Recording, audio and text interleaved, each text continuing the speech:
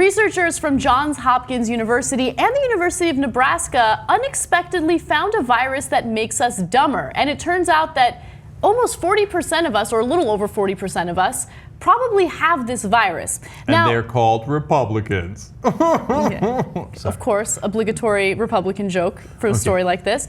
But this is really interesting because the researchers were looking at 90 participants and they were looking at microbes in their throats. They were doing research on something entirely different. And then they found out that about 44% of the people that they were looking at had a virus that comes from green algae. It's known as chlorovirus ATCV1. Okay, and here's what they realized. The scientists stumbled upon the previously unknown Stupidity virus in the throat cultures of healthy subjects during a completely unrelated experiment.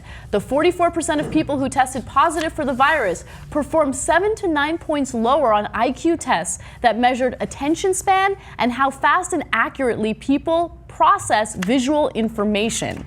In fact, one of the lead researchers in this study said, "This is a striking example showing that the innocuous microorganisms we carry can affect behavior and cognition." So of course there are some viruses that are super aggressive, like Ebola or the influenza virus, right? Where you feel the symptoms right away. But when it comes to this chlorovirus, it is much more subtle. There are subtle changes in your cognition and also your behavior. That is only super interesting. Right. And it's just like you don't even know it, but you got deep-throated by this virus, okay, and it made you dumber. I mean, is there a worse virus? No, of course, the ones that kill you, right? But I mean, to me, I'm barely hanging on to the IQ points I have, right? If you lose 7 to 9 IQ points, that's disastrous. I can't imagine anything worse. It is disastrous. And what the researchers don't know at this point is how someone gets the virus, right? Because it wasn't exclusive to those who do water sports, right? Because this is from green algae that's found in fresh water. Oh, I see. So it's not even necessary. Note to self, stop swimming. Right. So it's not even necessary for you to be a swimmer or someone who's in that type of environment. People who don't exist in those environments or never spend time in those environments also had the virus. So they're trying to figure out how people get it. And to do further research on this, they injected the virus into rats to see if it impacted them. And sure enough, it did. They had a difficult. The rats got dumber? The rats got dumber. They had a really strange reaction to new toys. They couldn't go through the obstacle course as easily as they did before. Wow, so it had an impact on the amazing. rats, and it has an impact on humans as well. We got to get rid of that thing, man. Yeah. I mean, stay away from green algae. But look, this is why I love science. I adore science. I want to make love to science. Because they discovered it, maybe we can get rid of it. And can you imagine if 44% of the population instantly got smarter?